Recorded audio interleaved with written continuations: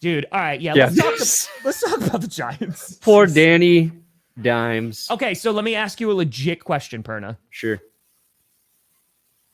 After week 1, who's got it the worst? I'm going to give you 3 teams. Okay. The Giants, the Panthers, the Cleveland Browns. Oh, my God. Because Cleveland Browns, here's my argument. The Browns went up against a very good football team in the Dallas Cowboys. And say what you want about their playoff lack of wins, but they're a great regular season team. They had a good defense last year, finished with the 2 seed, right? I don't want to excuse because we'll talk about like the actual game that we had to all suffer through. Then you have the Panthers going against the Saints, division rival, and then you have the Giants going against the Vikings. Who you got? Who's got it the worst right now? I think the Giants. And I think with Carolina, because it was bad, and I wrote in the winners and losers script, like I expected very little from Carolina. So it's actually impressive that they exceeded my expectations of how bad they could be. And I did them a favor. Like I put the Patriots as my worst team heading into week 1, and I put Carolina at 2 to be respectful for the Panthers and the fans, because I fucking feel bad for them. But they do have a new head coach, right? They're in a weird rebuilding thing. They let Brian Burns go. Like they are kind of, I don't know. I expect them to be that. And I expect the Giants to not be good, but this is Dable's 3rd season there. Daniel Jones, is this his 6th season, 5th season? Where's he at? Too many. They get a receiver in Neighbors. Like they should be a little bit better. And the bed is covered in feces. Yeah. Because the Giants shat it. They shat it hard. It's true. So yeah.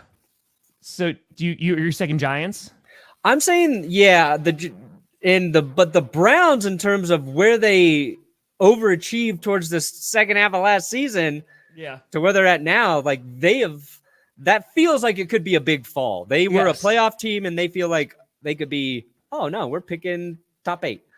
But you still think they got playmakers in Cleveland. They get Chubb back, things like that. They got things that can get better. So they don't have Joe Flacco. It's also going to depend to see how the Vikings play and the Saints play for the rest of the season. Because maybe, is Sam Darnold going to... I said Sam Darnold's going to win him some games. Right? Sure. They have enough weapons. Aaron Jones looked real good yesterday.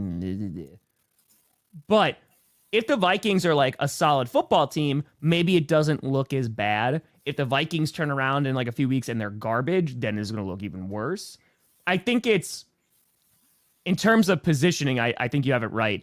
The Browns, right? It's oh man, this is bad because of the trade, because of the money, because of all this stuff, and where they were last season. It looks like things have gotten worse. One of the stats we were talking about deep into the second half was that 50% of their plays were either for 0 or negative yards. That is not a good stat. They had 1 first down the entire first half. They got their second, third, and fourth first down on 1 drive, right? That would turn out to be their touchdown drive. They were abysmally bad on offense. It was horrendously bad. We watched that whole game. It sucked. That was a very bad football team. Watson, he's elusive in the pocket still. He's able to make guys miss, but he doesn't have the speed. The deep ball is not there. It looked like at times he was afraid to throw the football. He's also elusive with the long arm of the law, Tom. When you're running out of adjectives to describe how bad it felt like a guy was. Yeah. Honestly, I love Myles Garrett so much.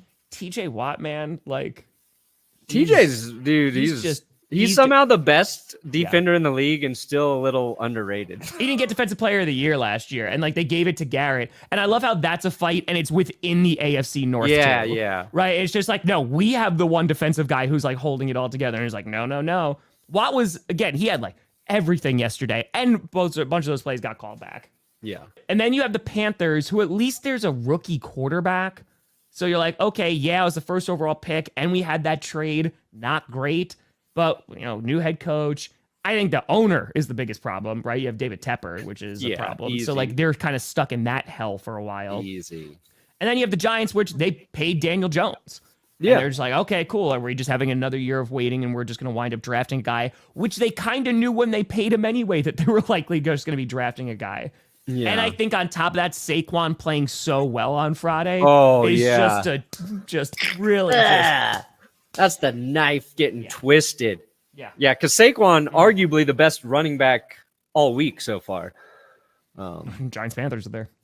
Yeah, Saquon was a monster. Again, let me see Saquon do it when the defense can have their footing. But like, it's no respect to Saquon. He's good. Yeah. Saquon's great. His first touchdown was just an insane grab in the end zone. So, dude, oh my God, yeah. You want to talk about Germany getting that Panthers Giants game? We knew it was going to be bad, but Week 10 in Munich, oh my God, that's going to shape up to be the ultimate tank bowl. Ooh, that looks like that is going to be hot poo-poo garbage. That is going to be no. But I don't think I think there was Giants fans like, no, he is going to suck. We're paying him. I don't think there was a ton of people that were super happy about it. So